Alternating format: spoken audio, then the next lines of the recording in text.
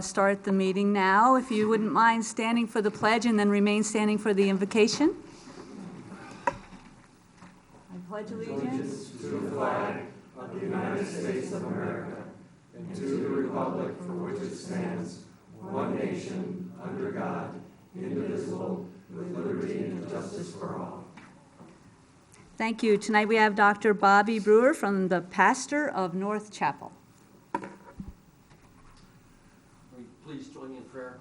Lord, we want to say thank you for the health just to be here this evening, and we thank you for our country, and what a blessing and treat just to live in Fountain Hills on top of it, Lord, and we don't take it for granted. And Lord, we thank you for the beautiful views we enjoy on a regular basis, and the wildlife, the fearless kitties, the dogs too, and Lord, we thank you for all the volunteers that serve this town, and we ask that you send even more volunteers that will take pride and ownership in our town. And Lord, I'd like to ask too tonight that you ask for additional angels to be assigned to guard and protect Fountain Hills and protect our fire department, our police officers, Lord. And I want to say thank you, Lord. We all say thank you for our mayor and our county council for sacrificing their time away from family and time away from business to serve us. And I pray that you bless them.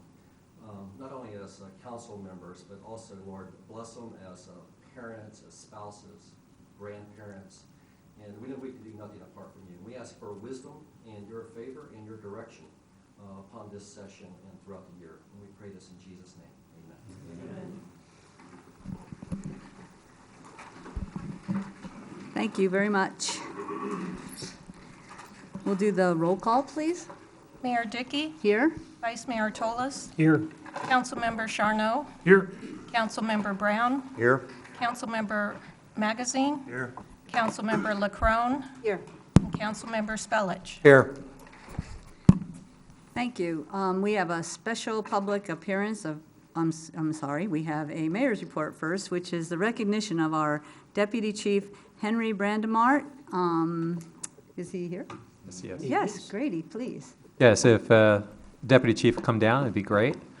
Mayor and Council and the public who are here tonight, we are here to recognize Henry Brandemart for his service and leadership to the town of Fountain Hills while working as captain while assigned to the town of Fountain Hills. Captain Brandemart has over 30 years of law enforcement experience and held a number of important job assignments and leadership positions during his career with MCSO. Having worked with him for the past 18 months, I can attest to you that Captain Brandemart was very responsive to our community needs. Under his leadership, a number of improvements occurred in Fountain Hills on his watch. He increased public outreach to our residents at town events and MCSO events, reignited the previously dormant Neighborhood Watch program, and significantly improved timely notifications so that the mayor and council would hear about police incidents as they occurred. He also stepped up traffic patrols as needed and helped the town address major issues affecting our neighborhoods. While Captain Brandemart instilled a sense of accountability and pride in Fountain Hills, he also had the respect of the men and women of our local MCSO, which is no small feat. Hank Brandemart, as I like to call him Hank, was recently promoted to Deputy Chief by Sheriff Penzone. This is a testament to the high caliber of professionalism, management skills, and character of Mr. Brandemart, and demonstrates how fortunate we were to have him at the top of the helm of our law enforcement department here. Please join me in congratulating Hank Brandemart for a job well done and wishing him every success in his new position as Deputy Chief.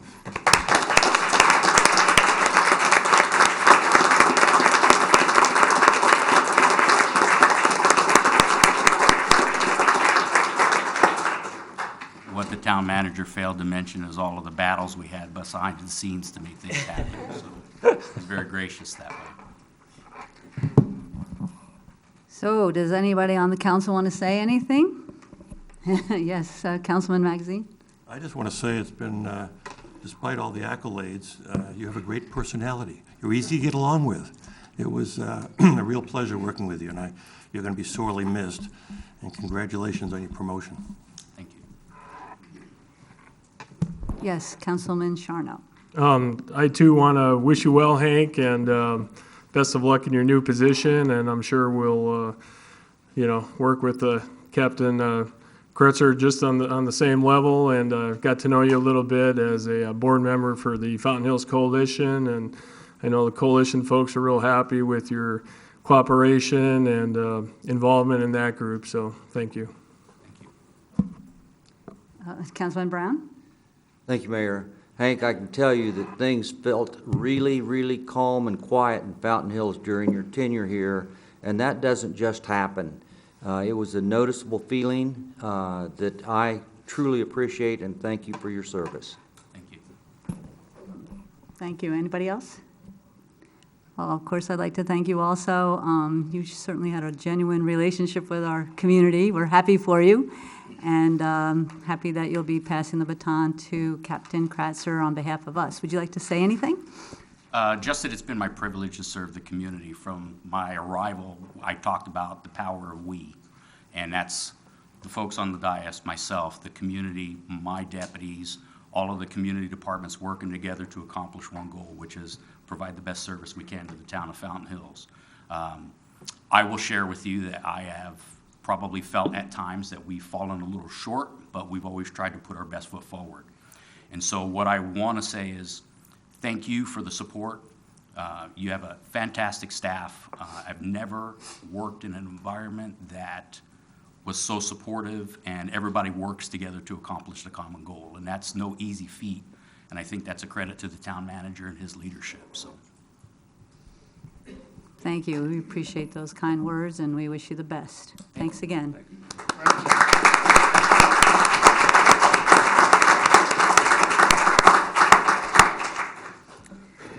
Next, I think we have something that's going to make a lot of people happy. It's a presentation by Republic Services to Fearless Kitty Rescue for the Republic Services Community Grant. Grady? Yes, as the public's probably aware, we have a great relationship and contract with Republic Services that they're going to hear a little bit more about later on in the evening. But one of the unusual features of this is we have a community grant that our current contract with Republic Services allows that a nonprofit benefits financially from a grant program that they administer. So I'm going to go ahead and have their government relations person come up and say a little bit and then present the grant. All right. Well, thank you, Grady, and hello, Mayor and Council. My name is Stephen Herring, and I'm our Government Relations Manager for Republic Services. We've been a part of this community for the last 8 years, and as Grady mentioned, one of the cool things that we've implemented is a program where we give back to the community in the amount of $10,000 per year. And this year, we're happy to announce that for the third time, the organization of Fearless Kitty Rescue is the recipient of that award. So I'd like to invite them to come up, and I can present this big old check. Where's a good place for a picture? Right in front, maybe? Right here. Yeah. Oh, you even have a cat? Oh, I didn't even notice. Must have been the one that was in the store.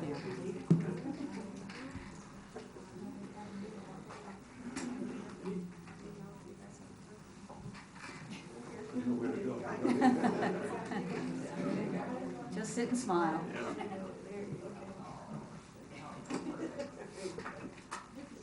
Can you get us all in?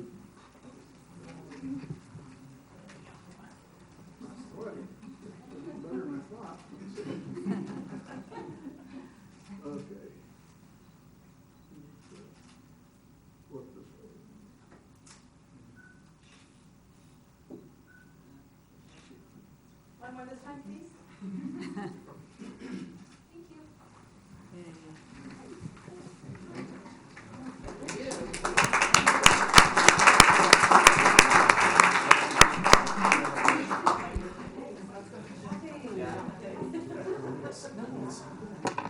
Does anybody from the organization want to say anything? No, just a picture? Okay, thank you so much, sir. We'll probably be hearing from you in a couple of minutes. Thanks. Next, we have call to the public. Do we have any speaker cards? Okay, thank you. The consent agenda is next. Council and any member of the public do have the right to take any item off the consent agenda if they like. Hearing none, can I have a motion to accept the consent agenda, please?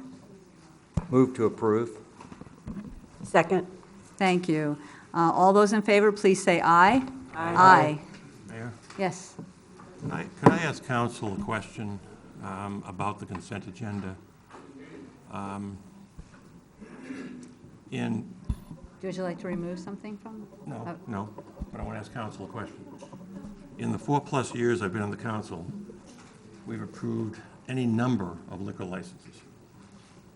And I don't think we've ever turned one down.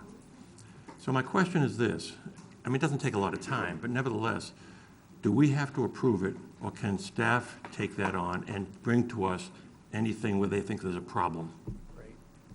I would be happy to step in on that. So what you've seen on consent, we actually only put the special event liquor licenses on consent. So these are really more routine, and there are larger cities and towns that actually have an administrative process for those to go through. And my staff actually approached me on this, and I said, let's just wait until we have the council on for a little bit with the turnover on the council. But this is something that we are evaluating and seeing if we could possibly do this administratively. Now, this would only be for the very routine special event liquor licenses. The other ones, they would still require, the State Liquor License Control Board would still require council to weigh in and give a recommendation to the State Liquor License Control Board. But that is something that we're going to evaluate, and it's interesting because my staff brought this up to me, I believe it was last month. So your timing is really good. I'm now starting to get a little suspicious that they're going around me and going to council people. I won't talk. No, but we are evaluating that. It doesn't take much time, but nevertheless, it seems we can clean it up, that's all. Yeah, the one thing that we do like about this process is that at least gets everybody aware of the events that are coming up, and so that you're aware of maybe the Great Fair coming up or some of these other special events, because they all tend to be tied to special events. But maybe perhaps if you want, this would be a substantive, very brief discussion we can have at the council retreat. We can probably have a little bit more information flushed out in time for that. If that's preference, we could do that. Thank you. Okay, thanks. We'll move on now to the, thank you, Councilman. Public hearing and presentation of the Development Impact Fee Final Report for fiscal years 2017, 2018. We'll open the public hearing, we'll see the presentation, but there's actually no action on this item. So here's the public hearing, and we'll hear from Wildan. Do you have anything, Grady, first? No, I was just going to say, just as a little preface on this, we do this periodically under state law. We're required to either have a committee look at this or have an outside firm actually conduct an audit on our development fees and how they've been expended to make sure that they're in compliance with state law, and also for the intended purposes that those fees are collected for. And so that is why the firm Wildan is here tonight to give a presentation. And there's no action required at all. This is just to be part of the public record, and then this report will be filed away. So with that, I'll go ahead and turn it over to Wildan. Thanks. I'm Kevin Burnett with Wildan Financial Services. So I conducted the audit for your impact fees. It's the second time that we've been fortunate enough to work with the town to do the audit. So I wanted to give you just a quick overview of what the purpose of the audit was, and then get into our findings. So as the town manager said, this is part of the state statute. If you assess impact fees, then you have to have an audit or a committee every 2 years to review the findings. So there's three primary areas that the state statute wants us to look at. The first is the development projections. How are you progressing with the development projections? Are you close to what you thought you were going to be doing? Are you way off? Just kind of a check-in on that front. The second piece is, were you expending money on things that were included in your impact fee study? So if you were collecting fire impact fees, did you spend it on fire-related projects that were identified in the impact fee report, or are you building a new town facility with it that's completely unrelated to fire impact fees? And then the third piece was the level of service. So if your current level of service is 5 acres per 1,000 residents, and you're asking the development community to build 7 acres per 1,000 residents, you've increased the overall level of service in the town, and you're asking development to pay for it. So that's what we're trying to prevent. So as we did the audit, looking at the first piece, the demographics, On the residential side, you were a little bit higher than what you were projected to build over these 2-year periods, fiscal year 16, 17, 17, 18. Your commercial development was a little bit higher than anticipated. The industrial development was a little bit lower. Not something that's concerning to us. If you were in year 8 or year 9 of the study period and you were way off on your development projections, that might give us some concern, but you're still pretty early in the process, and I know you're updating the fees, so we didn't have any issues there. You did collect impact fees over those 2-year period. You did not expend any of those impact fee revenues on any capital projects or debt service. And per the impact fee study, you weren't planning on spending any of those monies on parks or fire until 2022-23. So there was nothing to spend money on. You didn't spend money. You were doing what you were supposed to on that front. The third piece is the level of service, which just ties back into the expenditures. You weren't you weren't programmed to build any new parks, acquire any new parks until 22-23. You weren't anticipating to build a new fire station until 22-23. So the level of service is where it should be. You didn't increase, you didn't decrease. You're where you should be. The fourth piece that isn't required by the state statute, but that we did anyways, was we looked at all of the permits that were issued and just did a double check. If it was a 1,000 square foot development, did somebody actually key in a 10,000 square foot instead of 1,000 and overcharge somebody? Did they hit the 2 instead of the 1 and charge up for 2,000? And our review of the permits was that the fees that were applied were the fees that were supposed to be assessed. So we didn't find any problems with the audit, and everything looks good from our perspective of where it should be. Anybody have any questions? Councilman Magazine? Excuse me. I confess I didn't read the whole long report, but I did notice something in Appendix B. Yes. And I guess my question is, you've done our audit how many years in a row now? This is the second time around. Second. Yes. Did you happen to notice any trend, well, a 2-year trend, in terms of income, how it compared to last year? In terms of the fees that were generated? Yeah. Yes. No, we just looked at whether the fees were generated were matched what the permits were. We didn't do any assessment of whether there was a trend of accelerated or decelerated. Okay, thank you. Anybody else? Well, basically, the development fees are to protect, for lack of a better word, the existing residents from impact of development that would lower their service. And in some cases, there is going to be a little bit of a decrease in the service level until you reach a threshold that would let us use the development fee. So we really appreciate it. The only thing I could say I noticed was the, excuse me, you brought up the state trust land, and I think we all know that we are anticipating at some point that will be developed, but until then, we still seem to be in pretty good shape, so appreciate you bringing that up. Anything else? So I'll close the hearing. Do we have any? I'll close the hearing now. And since there's no action, I think we're done, and I appreciate it. Thank you so much. Thank you. Great. Next, we have the consideration of awarding contract 2018-002 to Allied Waste Transportation, Inc., doing business as Republic Services of Phoenix for the town of Fountain Hills residential curbside solid waste collection services. Grady and Yes, Raymond. thank you. Just to give you a little bit of background before I turn it over to our facilities manager, Raymond Reese. About 10 years ago, the council had the insight and vision to actually consolidate all the private haulers that we had in town for the residential garbage collection to having a single hauler arrangement for our residents. And the reason for that is at the time there was, I believe, up to maybe 8 or so companies that were coming and servicing the community, and you just imagine just all the wear and tear on our streets with 8 different companies, and they'd drive down, multiple times down streets where they didn't really have much in the way of customers. And so this was really at that time looked at as really a more efficient way of handling this. And our residents, I have to tell you, just looking at what our residents were charged over the last 9 years through this contract, they had a really good deal. And we were also fortunate the way that the contract was written, the consumer price index that it was tied to, we were fortunate during that time that we were kind of in a down economy where actually the rates really didn't go up. In fact, I think only there was 1 year where actually they modestly went down.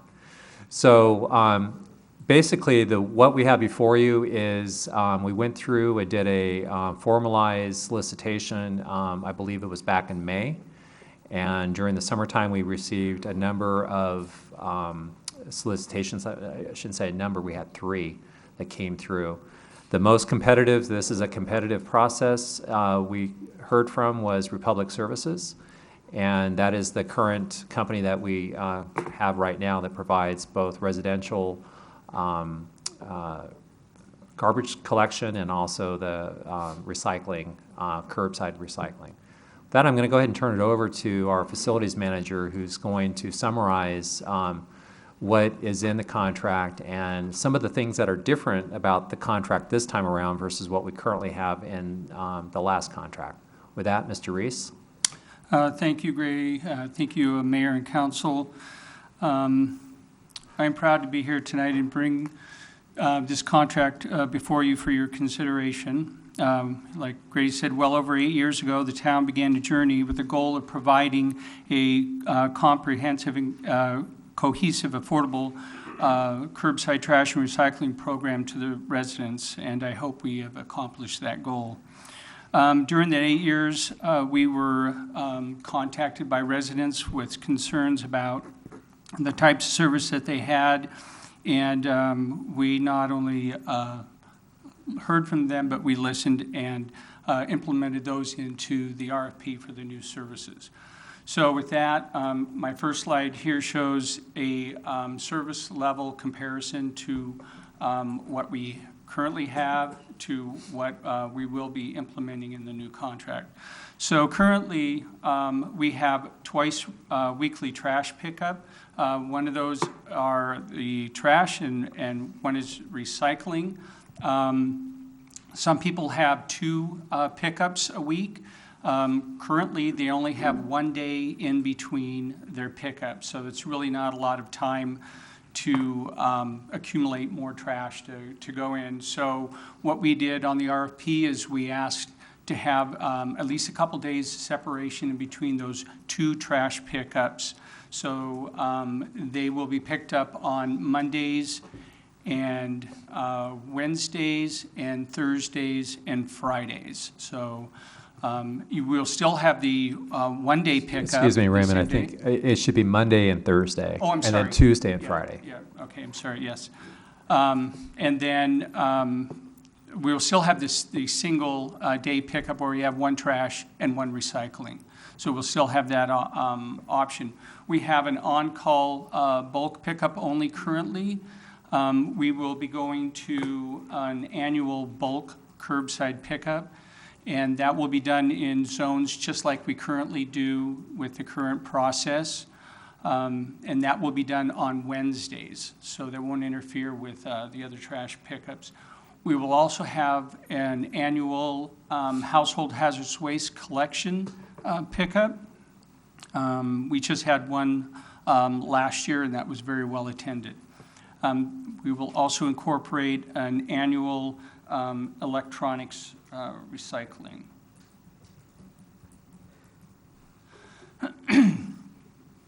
So currently our once-a-week trash pickup is $11.58. Proposed is going to go to $14.37. Currently we have a once-weekly green waste pickup. That will remain the same at $15. And we will still continue to have the on-call bulk pickup, which is $50 for 6 cubic yards. So with that, I'm going to turn it over to Republic Services, and they are going to have their presentation. I need to quickly...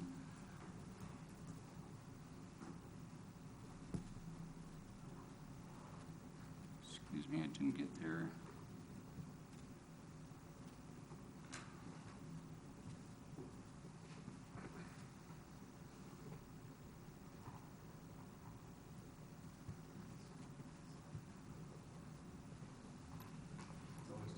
Yeah.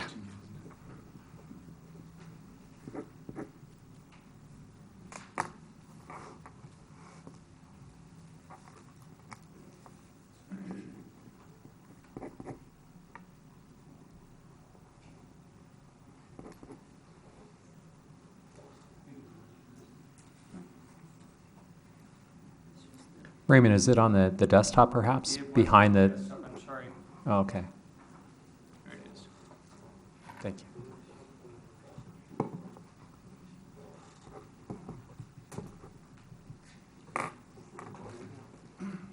Thanks, Raymond. Good evening, Mayor Dickey, and to the entire town council. First off, my name is Mark Krebs. I'll be representing Republic today. I'm the Area Director of Municipal Services for Republic Services, so manage not only Arizona but a couple other states. I'm going to briefly kind of talk through who we are and kind of talk through a couple of the options that we're proposing in our bid to the town.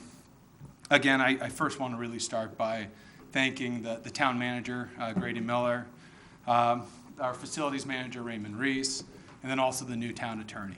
This was an extremely comprehensive RFP. As you guys can tell, we went out in May, and here is where we're at right now. And there's some interesting dynamics that have changed in our business, which I'll address as we talk. So Republic Services is actually the largest corporate-based company in Arizona.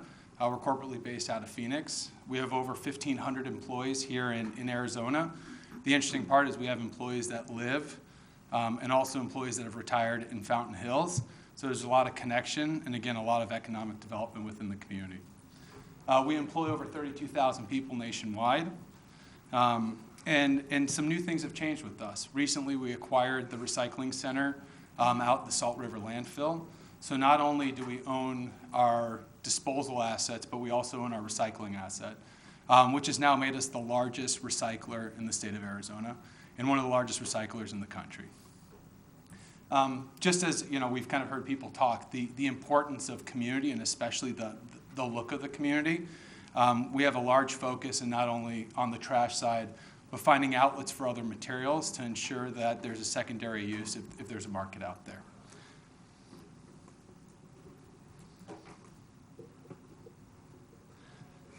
So we started today, and it wasn't planned, but we did start with the Fearless Kitty Rescue.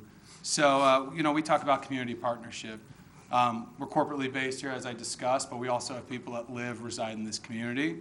But we do a lot more than just that. Not only are we a service provider, but we're also a community partner. We've invested and donated a lot to a lot of different events that take place within the town, from the Make a Difference Day, Independence Day, the ice rink, and so forth.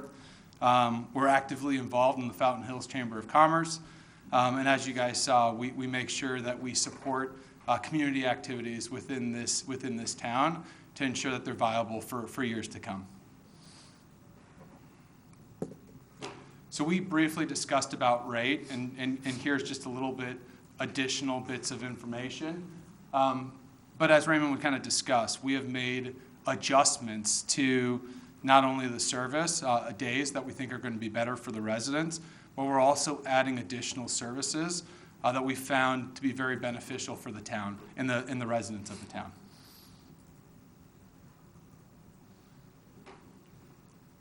So just quickly about the increase. I first off want to commend, there was a great agreement that was signed in 8 to 10 years ago. And so over the last 8 years, we've gotten a 24-cent increase, about 2% over 8 years. Just the cost of wages and everything have gone up tremendously. I think when we first signed up the contract, a truck cost about $200,000. They're now $400,000. So the business has changed, but we've continued to honor that. We've been very respectful of the contract that we had in place, and we'll continue to always do that. There's a secondary measure that's taken place. Many of you have heard, but if you haven't, there's been a change in the recycling market driven by China's sword, where China no longer accepts or really purchases recycling material. And so that's literally dropped the bottom out of the floor in recycling. And so that's been a headwind too. So as this bid came out, those adjustments have taken place. But again, we've been respectful partners and ensured that we've kind of eaten that cost. And lastly, I kind of touched on it, but just the increased capital and the overall changes to minimum wage and what we pay our employees have changed over the last couple of years. I'm going to keep touching this. But again, we discussed kind of the great deal that was signed before. The deal that's out in front of the town now is still a very strong deal, and we've pulled some additional contracts that we have within the state of Arizona, and then additionally some of the other municipalities around, just to kind of see where your services lay comparative to others. And so just kind of high level, our largest municipal contract in the Phoenix market is the city of Buckeye. There we charge $16.87 a home, and we have less services. Lake Havasu, $17.70, and then we have an HOA, the Anthem, which is at about $18.09 a home. When we look at other municipalities, city of Scottsdale's at $17.25. The city of Phoenix is at $26.80, and Mesa is at $36.27. So again, when we compare rates, we still have very strong rates for the town. So I just want to close this message. I really want to thank staff. I want to thank council, and I really want to thank all the residents of Fountain Hills. It's been a pleasure and an honor to be real partners here in this town, and we look forward to extending that and being partners in the future. And I can answer any questions if there's questions. Thank you very much. Anybody have any questions? Big surprise. Well, I have one. Oh, you do? I'm sorry. Oh, no, I didn't see, sorry. I did see the report about China refusing to receive the barges full of recyclables. Yep. What are you doing with the recycled materials? Yeah, so we have found secondary markets. So Vietnam, India, and other markets are accepting the material. We believe that they're probably changing paper material into pulp and then selling it back into China. But we're just finding different markets. The big change there is when we ship back to China, we were taking empty vessels that were bringing material from China to us. So shipping costs were near zero.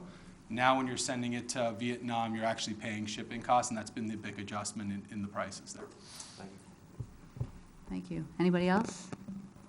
Just that slide right before this where you had the households, and maybe Raymond has the answers, but what's the Fountain Hills one? Number of homes?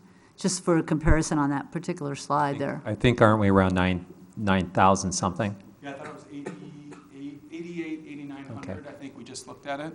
Okay. Homes. Oh, thank you very much. Do we have any speaker cards? No speaker cards. Any further discussion? I think, Grady? We did have one comment that we just want to share with the council, and that is we had negotiated in good faith, and so did Republic, and the most recent contract we got back signed, there was a slight modification that we noticed. And so what we'd like to do is when you consider taking action on this, we had an escalator built in and negotiated at 3.5% per year, where they would be able to adjust the rates by a maximum of 3.5% a year over the life of the contract. And what we received back was it changed it to tying it to CPI. And I don't remember which CPI it was, but the point is what we asked you is to go with the suggested motion and amend that to direct staff to have the escalator tied to 3.5%. Or if you just want to tonight approve this with an escalator of 3.5%, we will administratively make sure that that contract has the 3.5% when it's signed. Okay? Thank you. I said Congressman, Councilman Spellich. Congressman, maybe someday, not now. What would be the maximum amount that residents would pay with that escalator? And at the end of this contract, what would be the maximum that a resident should expect when it's? Raymond has that. Raymond? So at the end of the 5-year contract, the contract's 5 years with 3 annual renewals. At the end, it will be $16.49, and that is far below any of the original bids that we got in. So that'll be it. $2.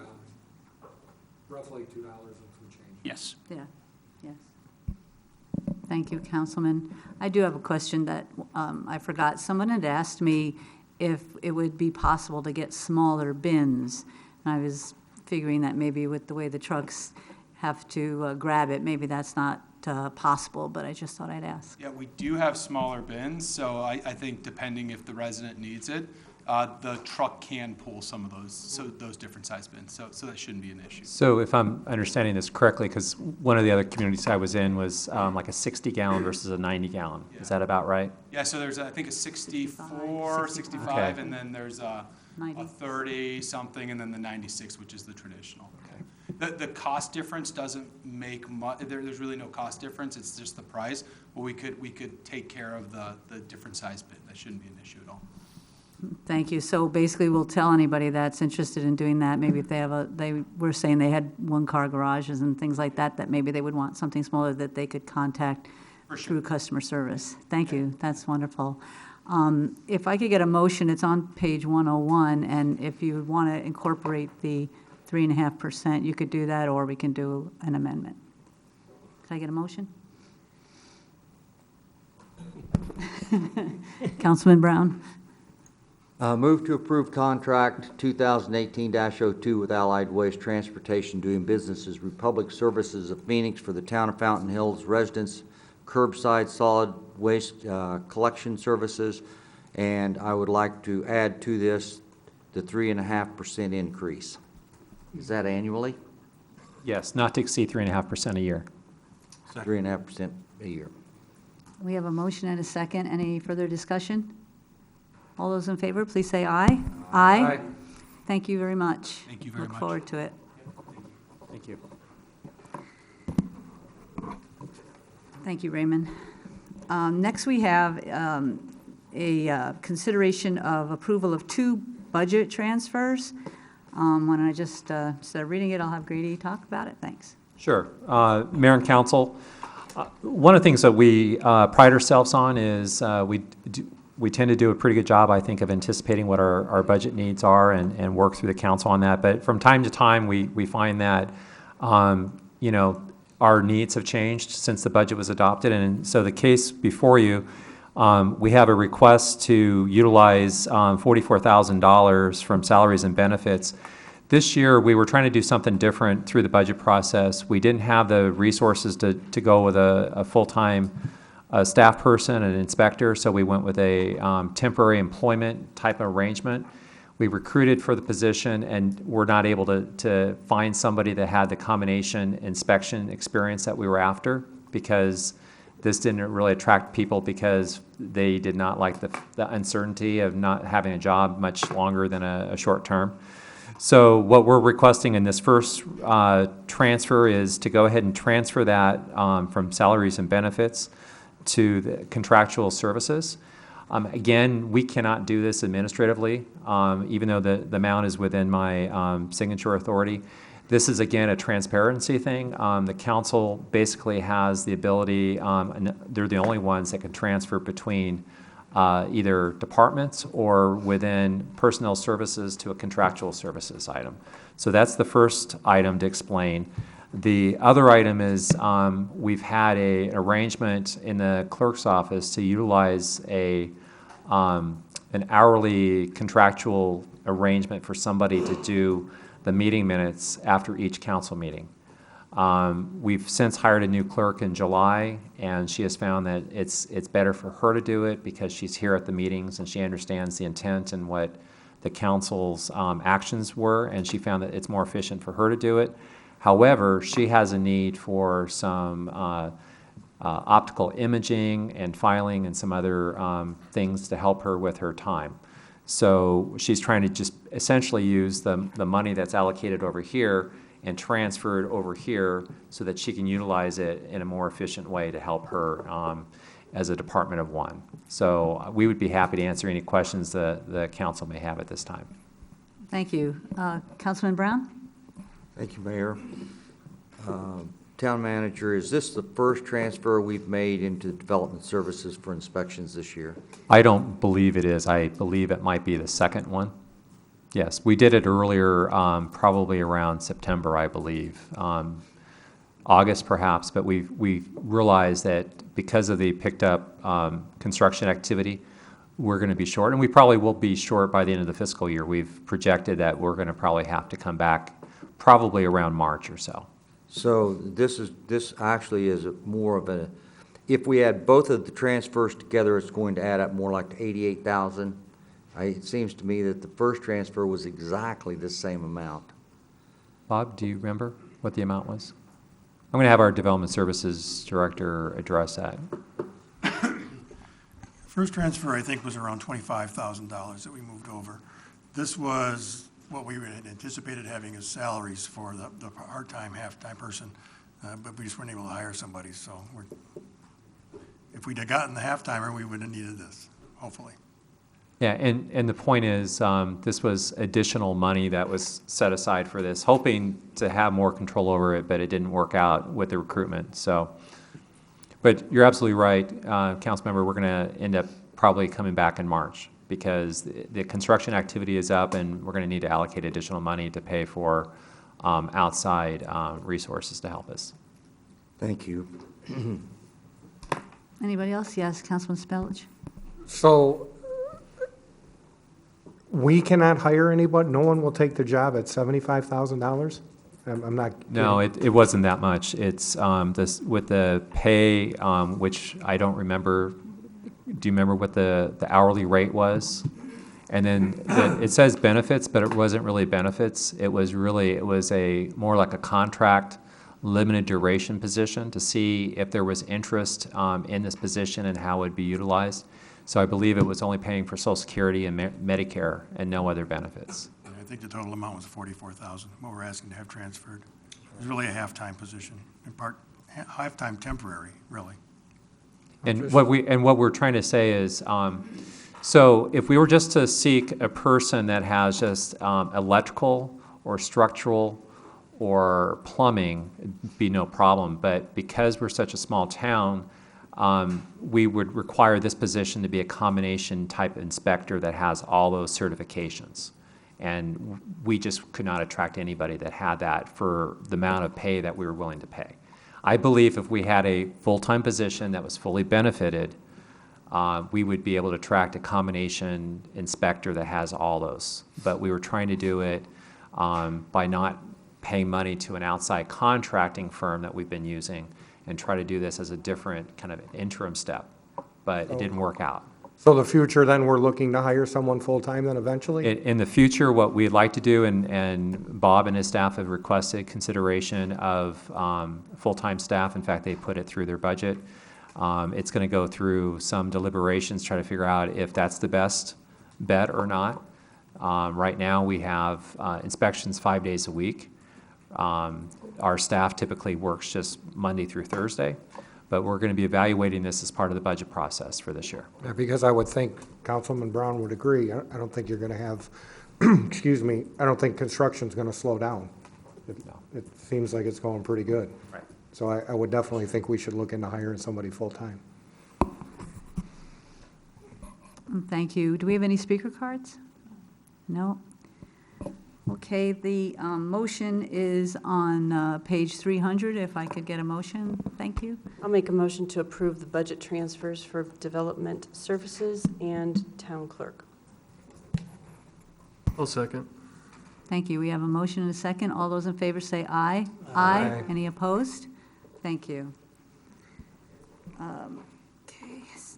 Our next item is consideration of an ordinance. This is, we're revisiting the item about the detached accessory buildings, and we'll hear from our planner, Marissa Moore. Thank you.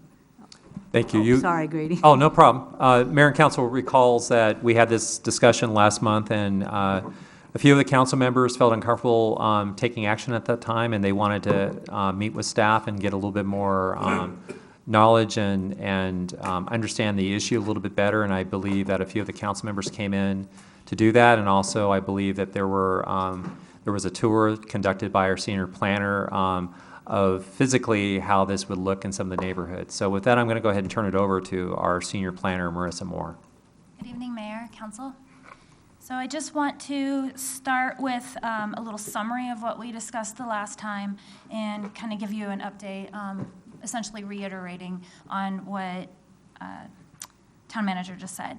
So a few of the things that we looked at were the colors and materials, and the difference between same and match. There was a question about that, and there was a further conversation with Councilman Spellich about that. It is a very subtle difference, but given our line of work, those subtle differences make a difference. So there is a difference between same and match. So your outfit matches, blues, shades of blues match, but they're not the same. And so I just wanted to clarify that subtle difference. We also looked at or discussed what the large accessory structures would look at in the rear yard setback on the corner lots from the neighboring properties. And then we looked at kitchen facilities, and I did want to bring this up with that. I think that that's something that we probably should want to investigate further. However, because of the laws for how we publicly advertise, do public hearing notifications, and the public hearing process with planning and zoning, town council, and an ordinance to make those changes. Since this part of the ordinance wasn't specifically advertised and it needs to go through that process, then we would take direction from council on how you want to proceed with that in the future. And then, I guess it was, both of them were last week. I met with Councilman Spellich. We went over a number of the confusing aspects of this proposed ordinance. And I also had a conversation with Councilman Magazine and sent him a diagram. Hopefully that was helpful. And I feel confident that the confusion has been clarified, but I'm obviously here for questions. I do have the PowerPoint here that I gave the last time, if there's anything, any of the slides or diagrams on there that you would like to see again. Thank you very much. Any questions? They beat me down. Is that a quote? Put that in the minutes. Mayor, just for clarification too, I think that Councilmember Spellich brought up a really good point when he talked to Marissa. And Marissa, can you also kind of explain maybe, I mean, you try to do it and I thought you were doing a pretty good job, but when we're talking about the same and then match, it's sometimes a little bit even more subtle than that. I mean, you might have textural differences, like stuccoed might be different. You might have someone that has a flat finish.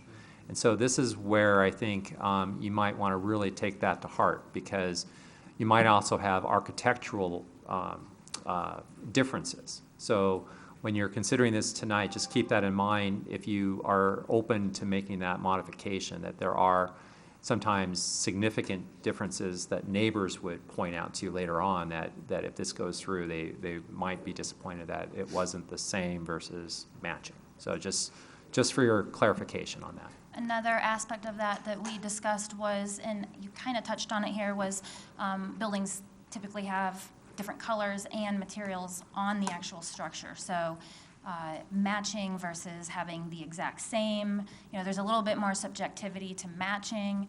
Same means that they would have to have one of the same materials and colors on that accessory structure if it's located in front of the front pane of the principal building. Yeah, thank you. So do we have any speaker cards? No. If you agree, if somebody wants to make a motion, then they could amend it and include the same language rather than the matching language, that we could probably do that, if you want to do that. I have yes, sir. Okay. I'd like to get, since the expert on the dais is Councilman Brown, I'd like to get his opinion on what was just said. Councilman Do Brown? you really want to know? I asked. If it's purple, So- it could be pink.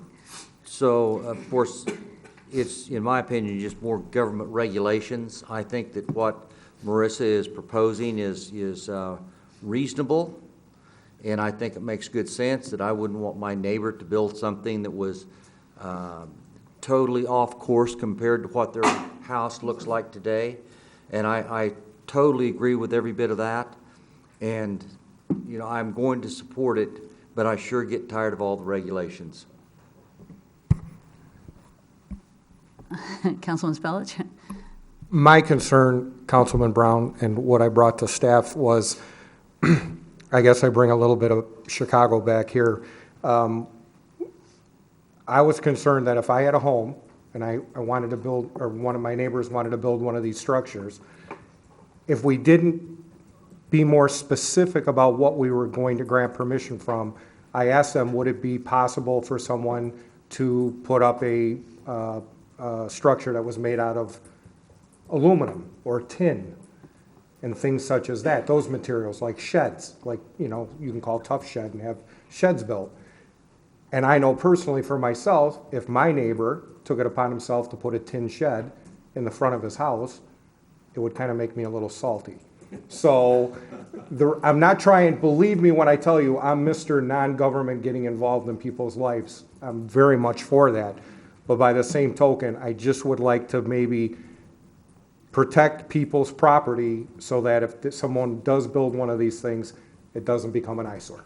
And I will say again, I truly appreciate that, and I will support everything that Marissa has said and what you brought to the table.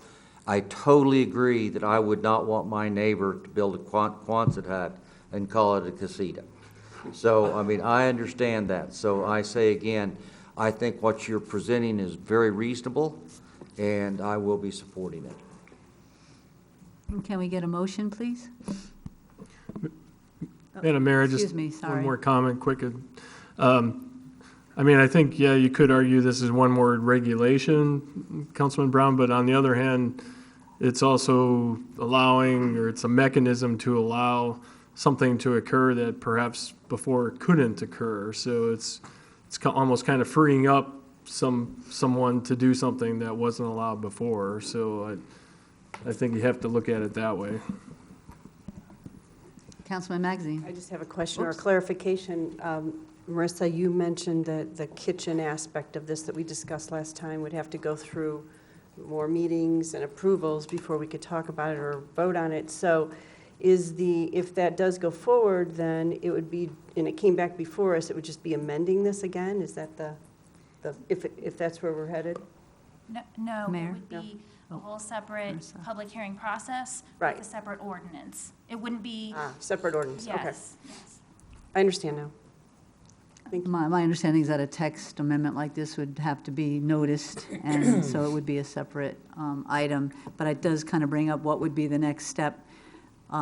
Like if Councilman Brown did want to pursue this, what would be the next thing, just to talk to you and to Grady? It would be, yes, it would be a discussion with Grady, who would pass on direction to staff, and we would then investigate it just like we did with this, bring forward a recommendation and proposal, same exact process that we just took with this. Thank you. Councilman Magazine? Well, I just want to make absolutely certain that the issue that Councilman Spellick raised is covered in what you're proposing. It's the difference between same and match, and also same and match materials and colors. So there's two aspects, materials and colors, and there's two qualifiers, which is same or match. What's proposed says match materials and match colors. There is a little bit of subjectivity in there. Me, as the reviewer, would have to make that call. If there was a disagreement with my call, they'd go to Bob, they'd go to you guys, they'd go to Grady, typical. And then with same, again, there's slight subjectivity, a little bit less though, because I would then look at what is existing. They would have to supply me with some kind of information either way, make a determination, is it the same or not? What is presented calls for the subjects, the material and the color to match. To Councilman Spellich's point, one of the examples that he gave was someone brings in one of these not so attractive buildings and it could have the same color, but it doesn't have the same materials.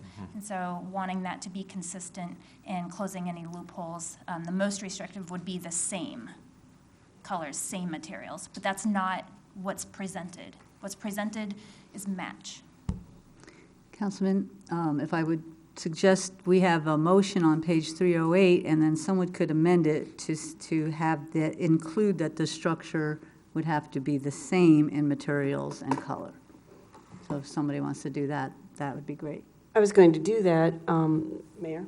Yes. I was going to do that, but then I noticed up on top, that there's also a stipulation about the rooftop equipment. Are we not including that, or is that part of the discussion, or is that off the table? That was a recommendation forwarded to you from P&Z. Staff's recommendation is as written. They forwarded as written plus the change for the match and the, to match materials, and then the rooftop equipment. Well, if someone wants to make a motion, then they can amend it however, if they want to include whatever they would like to include, we can see where we go. I'll make a motion. Thank I have a you. motion to approve ordinance 18-15, amending section 5.06G of the Fountain Hills zoning ordinance relating to large detached accessory buildings in a single-family residential zoning district, amending section 1.12 to create a definition for the front plane of a primary building and the street side plane of a primary building, and amending sections 1.12, 5.06F, 5.06H, 5.09B, 10.03A8, and 15.03.A.8, for consistency, with the additional stipulation that the color of the large accessory building must be the same as the color of the principal building. And material. And material, sorry. And that's my motion. Good. Is there a second? I second. That was a mouthful, yeah. Say that again. Any more discussion on this item? All those in favor, please say aye. Aye. Any opposed? It passes. Thank you. That's a huge We step got there, forward. yes. That's a huge step forward. Thank you. Thank you for all your work on that. Thank you. Next, we have consideration of adopting resolution to approve the lottery fund grant application for 2018 and 19. Grady? Yes, thank you, Mayor. Mayor and Council, I'm going to go ahead and have Dave Trimble, our Administrative Services Director, who's involved in helping to oversee and administer our modest transit program. With that, Mr. Trimble. Thank you, Grady. Mayor, Town Council, good evening. Just a few notes on this. This is a yearly process whereby 26 different cities and towns in the county, Maricopa County, can claim their share of a portion of the Arizona lottery funds that are designated for public transportation. Now, Fountain Hills' designated portion for this year is approximately $65,000. And that has historically, that dollar amount has been pretty stable over the years. It's typically around $65,000 that the town is eligible for. Applications are made to Valley Metro. This year we had a relatively short window to make the application.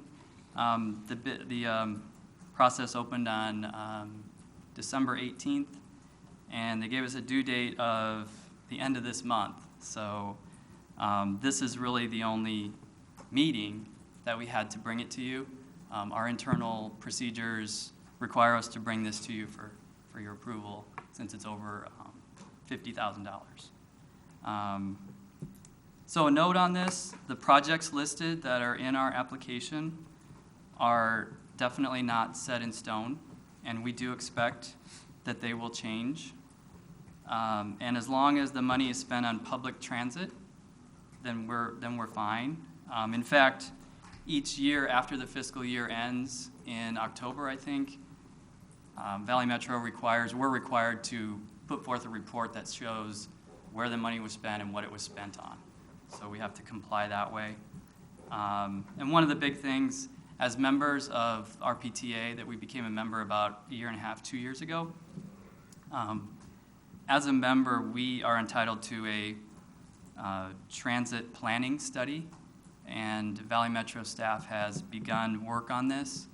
I don't have a time frame on when they're going to be completing that, but I would anticipate that the priorities they bring forth will really drive some of the priorities that we may want to use the money on going forward. So with that, I think I'll pause and see if there are any questions. Thank you, sir. Any questions from council? No? Great. Are there any speaker cards? Can we have a motion then? Madam Mayor, I'll go ahead. In fact, I'm attending a Valley Metro board meeting on Thursday, so with that in mind, I'd like to move we approve Resolution 2019-06. Second. We have a motion and a second to approve. Can please, all in favor say aye? Aye. Any opposed? Thank you. Thank you so much. Another example of our staff doing multiple things. We really appreciate it. The next item is approving a 3-year purchase agreement with Pipeline Video Inspections for storm drain pipe structure cleaning and television services in the amount of $150,000. Grady? Thank you, Mayor. Mayor and Council, Justin Weldy, our Public Works Director, is going to give you a recap of what this item is. It is actually more than just pipeline video inspections. It's actually doing the work of cleaning these drains. So with that, I'm going to go ahead and turn it over to Mr. Weldy. He'll give you a recap of what this is and answer any questions you may have. Thank you. Good evening, Madam Mayor, members of the council. Happy New Year. Welcome back. What we have before us here, this contract tonight, the description is a little bit descriptive. So what this company actually does is they come out and they have high velocity water and a 12-inch vacuum cleaner, and they actually remove debris that has settled in our storm drains that cross underneath our roads. They also perform other services without that type of equipment, but with heavier equipment to remove debris buildup in box culverts. A good example of that is the undercrossing box culvert on Golden Eagle near Golden Eagle Park. We utilize them for that. There are often times where we may or may not have a clog or another issue with a storm drain, and that's when the television services come in. They have a remote camera that's on a cord that they send into these pipes and try and determine what the issue is, whether there's damage or a clog, or in one particular case we discovered that the storm drain was never actually finished and is about 75 feet short of its outlet. Who's the inspector? I do not know that answer, Councilmember Brown. It was before my time. This was in the early 90s. Are there any questions related to this item? Anybody have any questions about this? Okay, then we can take a motion. Move to approve. Second. Oh, I'm sorry, do we have any speaker cards? No? Okay, we have a motion and a second. All in favor say aye. Aye. Any opposed? Thank you. Thank you, Justin. Thank you, Mr. Weldy. You're welcome. Next is the status report on the fire station number 2, which is on 16821 Saguaro, and matters related. Grady? Yes, thank you, Mayor. Council probably recalls that at the, I believe it was the first meeting in December, the Vice Mayor had some questions about the Fire Station 2, the old one, and what the plans were for disposing of that. So we assured the council we'd be coming back at a future date and give you an idea of what that process is going to consist of. I'm going to turn it over to our Public Works Director, Mr. Weldy, who will describe that. Now, we can't go into any discussions regarding cost or value because this is a public meeting, and typically that would be discussed in executive session. We don't want to have anybody have inside information. If they're interested in a competitive process that we would be conducting in the near future. With that, I'm going to go ahead and turn it over to Mr. Weldy, who will kind of describe what has been done to date and how we are proposing to dispose of the property. Thank you. Madam Mayor, members of the council, to follow up on the comments and from the town manager, up to date, what we have done is we secured a contract that was approved, and we had an abatement for asbestos survey completed. That survey has been completed. We have the preliminary results, but we are waiting on the final report. That abatement, or excuse me, incorrect word, that survey is required as part of the state law before we make it, or the council makes a decision on what they would like to do with the building. Having done all of that, and we will share with you the final report, but again, the preliminary shows that we have no asbestos or lead in this building, and when the final report is done, it will then be cleared for sale. Part of the process for this by the Arizona Revised Statute is that the town do a sealed bid to sell this building. And part of the sealed bid process is that it will have to be advertised in the local paper, and there are a couple of other options, including the Phoenix Business Gazette and on the town's website, should that be the decision moving forward. Thank you. Councilman Magazine? I want to the motion is to direct staff to act on one of the two options. Correct. Are you indicating that we can't discuss here the options? No, what I'm indicating is the options before you tonight would be basically to consider either clearing the site or leaving it as is. And at this point, I would say the staff recommendation is to leave it as is. We have had some discussions with one of the larger realty companies about potential value, which I can't really get into. What we think we want to do here is there had been previous discussion about the proceeds going back into the capital fund since this project, I believe we had to contribute a little bit closer to $600,000 more for this project. For the new fire station. That's what I'm talking about. Yes. So it would be nice to put that money back into that same fund that helped fund this as well as the development fees. So the council could decide to take an action on whether to clear it or not. A lot of it has to do with, obviously, information. We can't really talk to you right now about value. So we may have to actually come back in an executive session and talk about that, which might make more sense. When I saw this, I really couldn't understand why one option would be to spend $50,000 to $75,000 to clear it. So, because in some cases, this property, just to let you know, it's zoned R3, and under R3 with our code, with zoning, would allow up to, I believe, 14 units to be built to the acre, and this site's roughly an acre, although I think with some of the improvements that would have to be made and such, you probably aren't going to really clear 14 units. But the point is, in its current form, the fire station may or may not actually add any value to it. It might actually be more valuable to tear that down for the land, for it to be raw land for someone to come in. But it might also be preferable for us just to go ahead and put it out, and then seek solicitations let them figure out what they want to do with it, whether they want to keep the building or they want to tear it down and do it at their cost. To move this along, I'll just put a motion on the floor, which is to direct staff to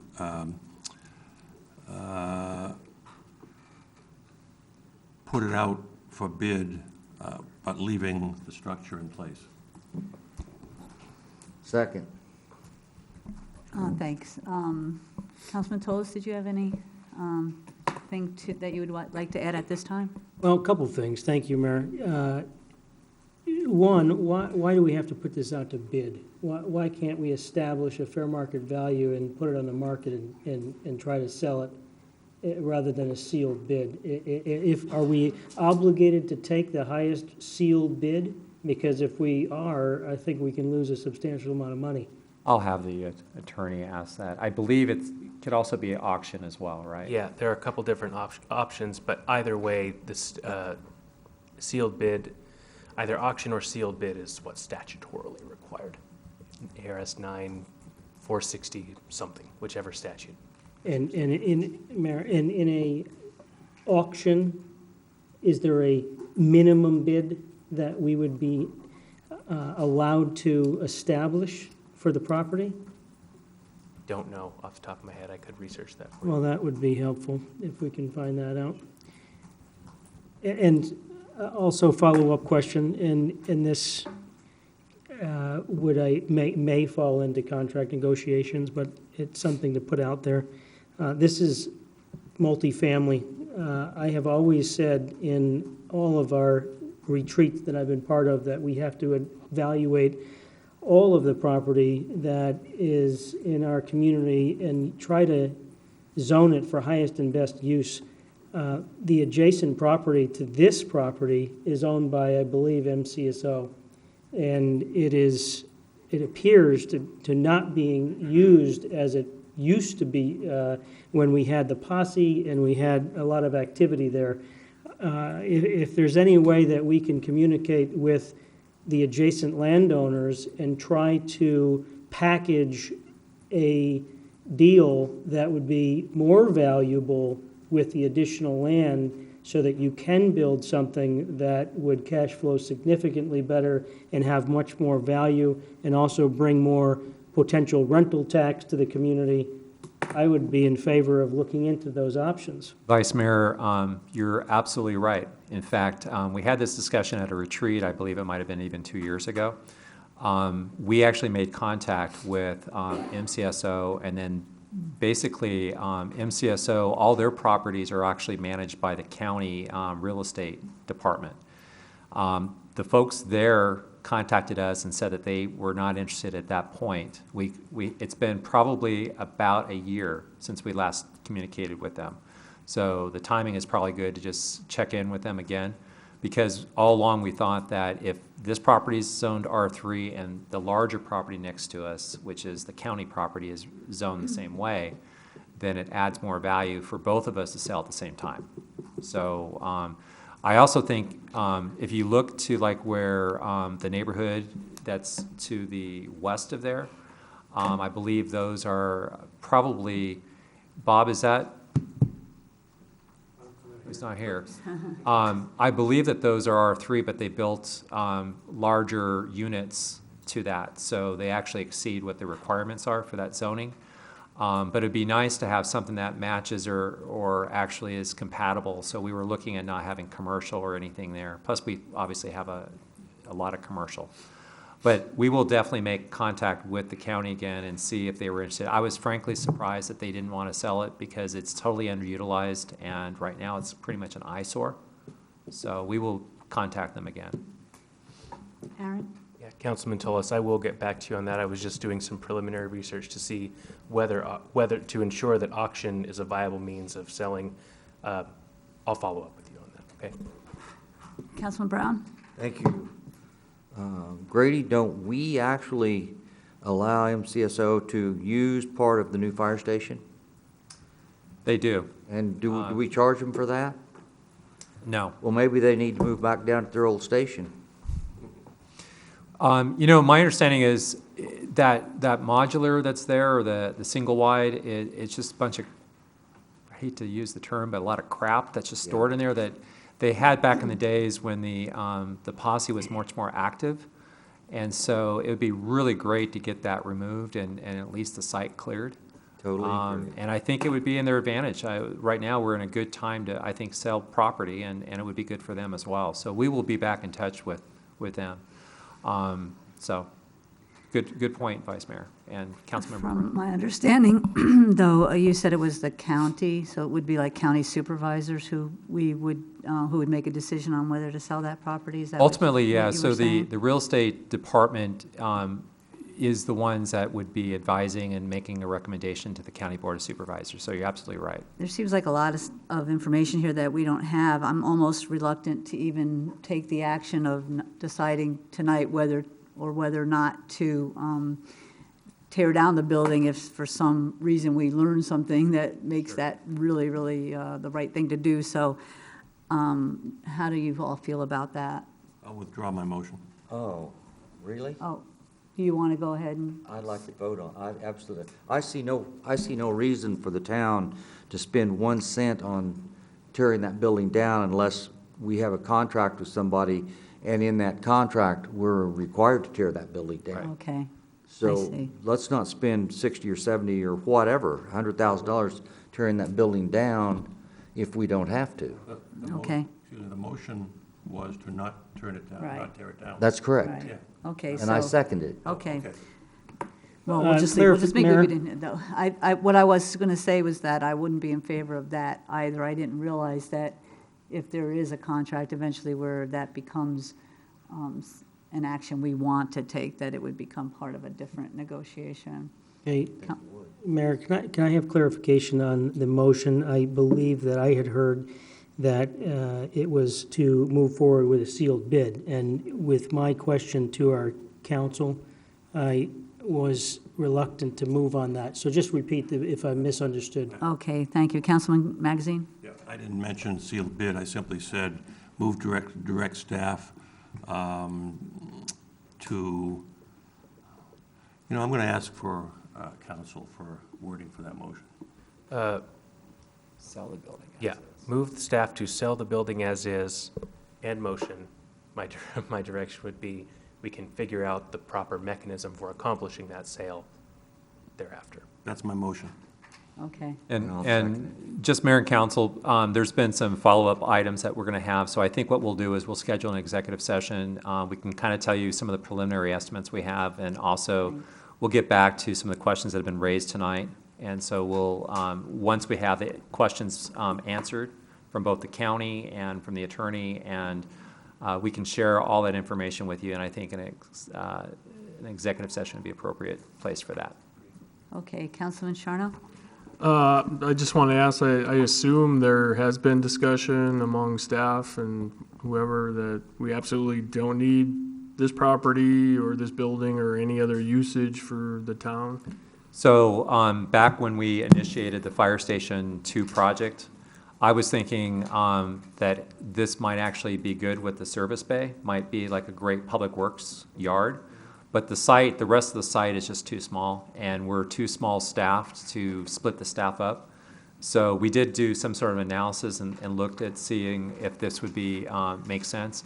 Also, we also believe that it wouldn't probably be a good neighbor if we were to have like our yard relocated there, because we do have noise and other things that would not be very compatible with the existing neighborhood. So, but we did do that, and it was probably 2.5, 3 years ago. Good question.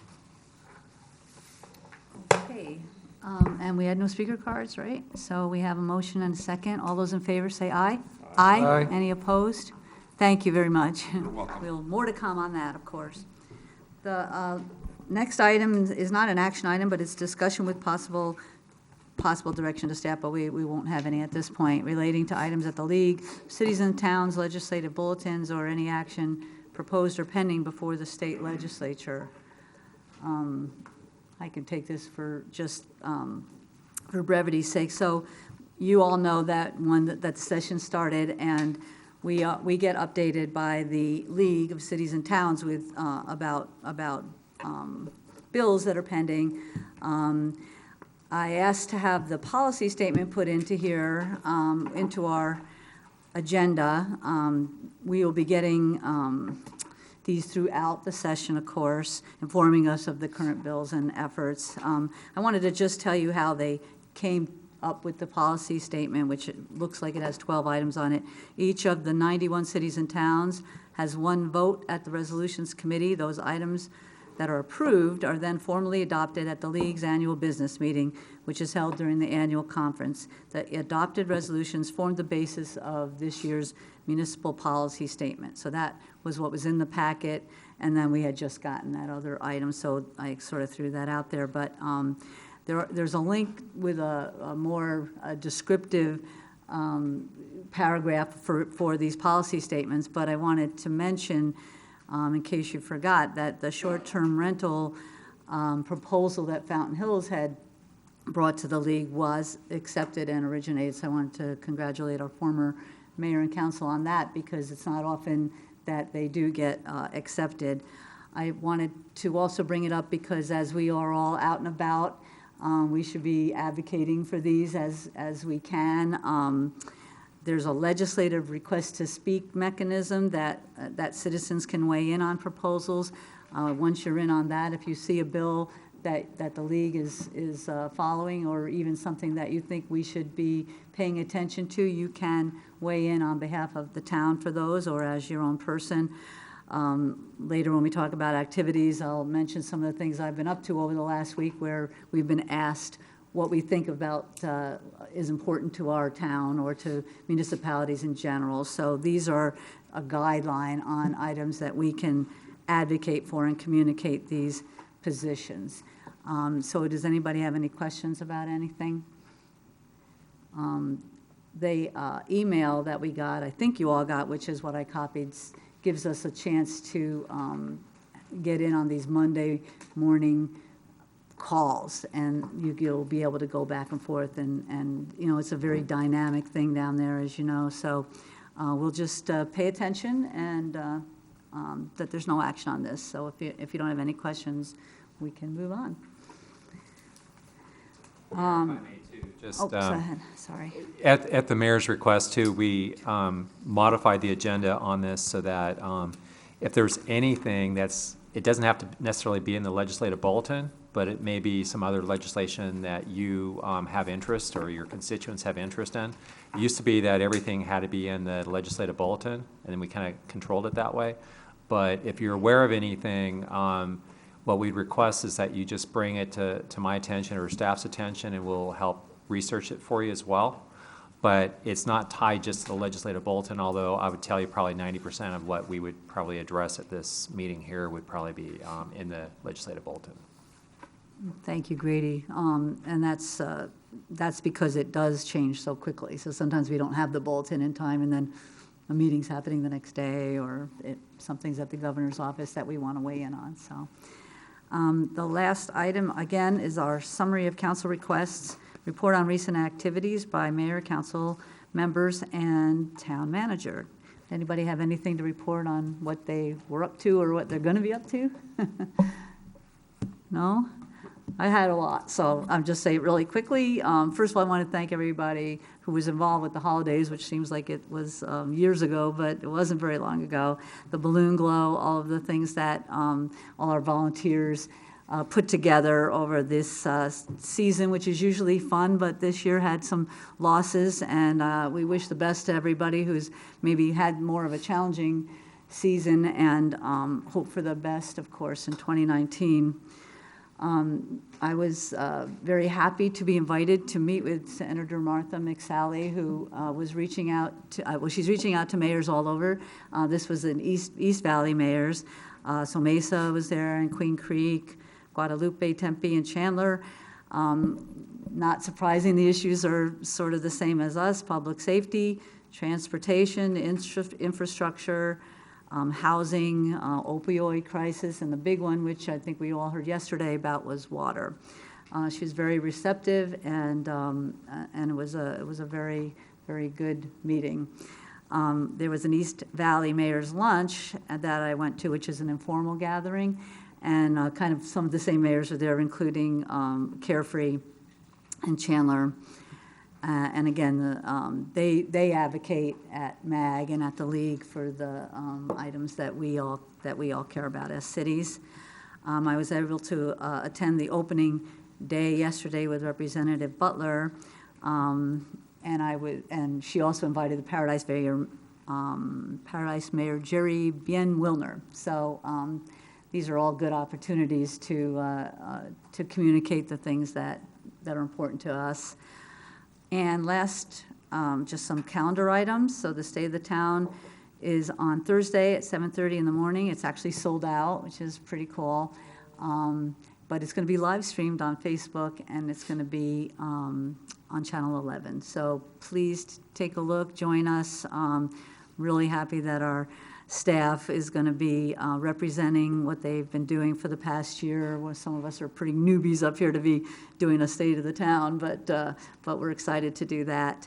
Next meeting for us is the 5th, and then our retreat is on the 7th, which is from 9 to 3 at the community center. We talked about getting the agenda out, so not everybody's going to want to be there from 9 to 3, but it's really the best comprehensive way to hear what we're doing, what our plans are for the future, see what our staff is requesting and what they're planning and what our council is interested in. So we would love it. It's going to be at the community center. We were just talking about that, right? So everybody's welcome. It's a good chance to get a good overview of our town. Any other items for the good of the order? No? A motion to adjourn? So moved. All in favor? Aye. Thank you. Thank you.